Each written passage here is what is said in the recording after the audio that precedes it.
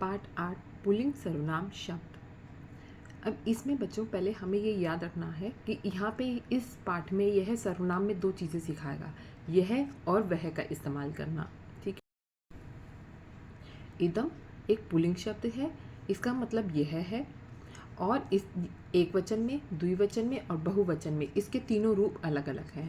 प्रथमा में अयम, द्विवचन में इमौ और बहुवचन में इमे, और उसी हिसाब से आपके जो है पाठ में वाक्य दिए हुए हैं। तो पहला एक वचन वाला ही हम सीखेंगे। ठीक है, एक वचन में कौन है? अयम कह अस्ति। तो अयम यह, कह माने कौन है।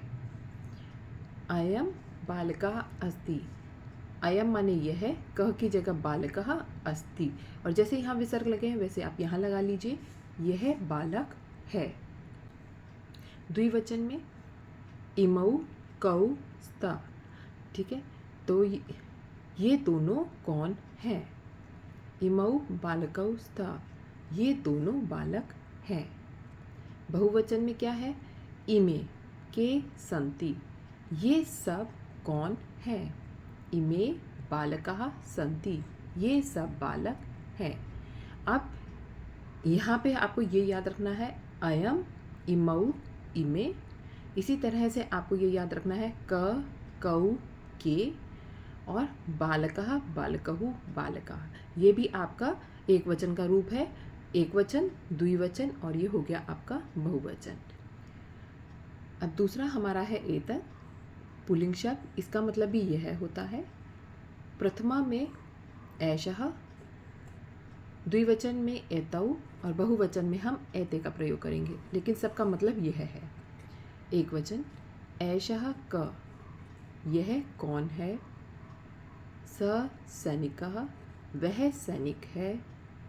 द्विवचन एतौ कौ, ये दोनों कौन है।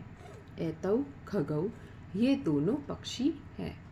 ठीक है, वही देखिए, एक वचन में कह आया, द्विवचन में कौ आया। ठीक, लेकिन आपको मेन है ये लाइन याद करिए आप, प्रथमा में एषः, एतौ, एते। तीसरा है एते के, ये सब कौन है।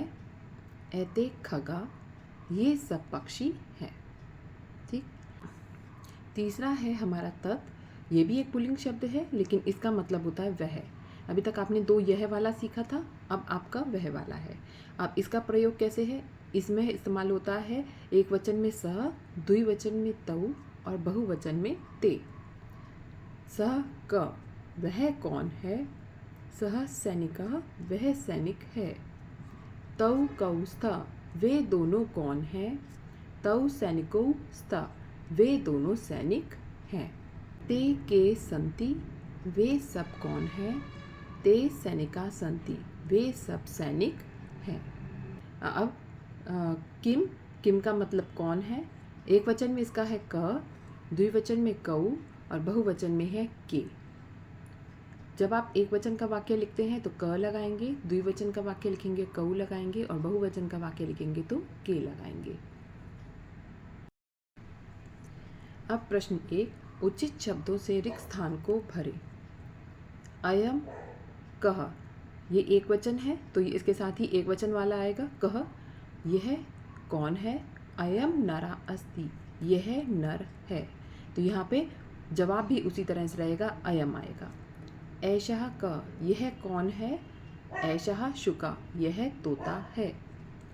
स क, यह कौन है।